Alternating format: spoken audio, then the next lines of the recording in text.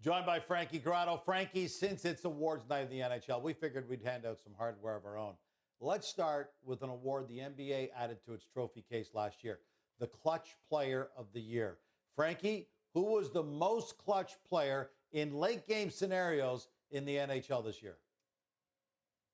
Sam Reinhart of the Florida Panthers, Gino. He had 11 game-winning goals in the regular season. That was tied for second in the NHL. And then when it came to the playoffs, he had 2 game winners. And oh yeah, one of those just happened to be the Stanley Cup game-winning goal. Sam Reinhart had an unbelievable season. In a contract year with 57 goals, he was the most clutch player in the NHL this year.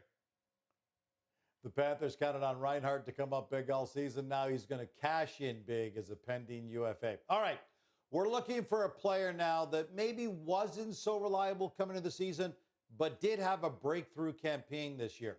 Who do you have as the breakthrough player of the year, Frankie?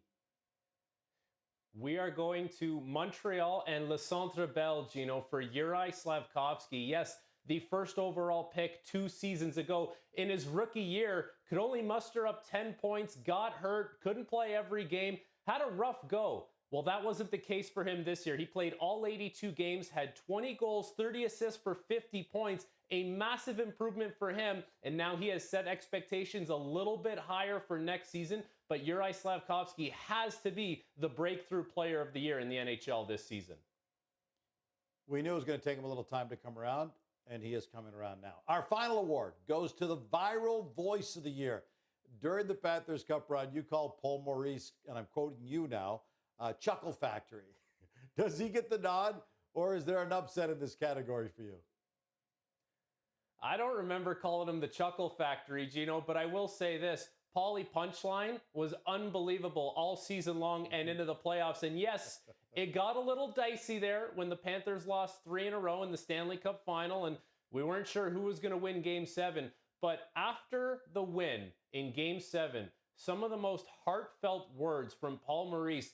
He won seemingly every press conference he was a part of this season, but after winning the Stanley Cup, the way he handled it with the grace, class, and humility, outstanding stuff from Paul Maurice all season long, Gino.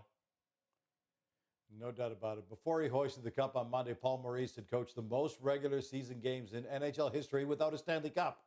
A dubious distinction he is now thrilled to have shed.